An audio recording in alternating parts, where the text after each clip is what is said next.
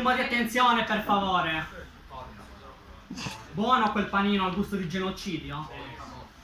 Buono? Buono perché? Buono perché in questi 2 anni a Gaza sono stati massacrati 70.000 persone, l'equivalente della popolazione di Quartu, di cui 20.000 sono bambini. Sono bambini, quindi questo panino sa di sangue. Sa di sangue questo panino. E McDonald's in Israele ha donato pasti gratis all'esercito israeliano invasore. E McDonald's internazionale non si è mai dissociata da questo, ha solo ricomprato i locali, ma non si è mai dissociata. I McDonald's dei paesi arabi si sono dissociati, McDonald's Italia non si è mai dissociata. E noi come ultima generazione quello che chiediamo ai McDonald's di Cagliari è di dissociarsi. Vogliamo appellarci all'umanità.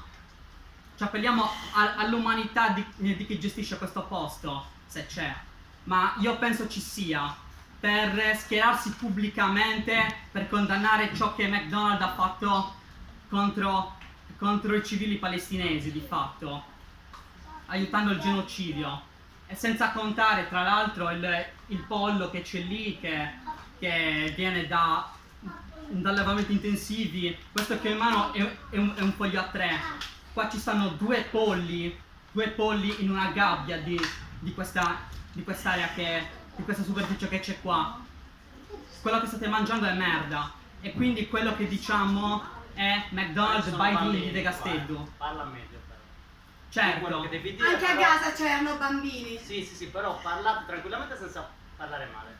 Okay? Mi dispiace. Perché noi stiamo ascoltando. Mi dispiace. Parlate tranquillamente. Mi dispiace, solo che quando portiamo un conflitto, quando portiamo un disturbo, purtroppo succede anche questo. Io sono arrabbiato, come immagino un po' tutti qui siano arrabbiati. E quindi per questo invitiamo le persone a fare disobbedienza civile non violenta. Perché è così che possiamo portare appunto McDonald's ad andarsene da qui, ma almeno come minimo, se c'è un minimo di umanità, almeno a dissociarsi da ciò che McDonald's ha fatto in Palestina, schierandosi col governo israeliano. Grazie.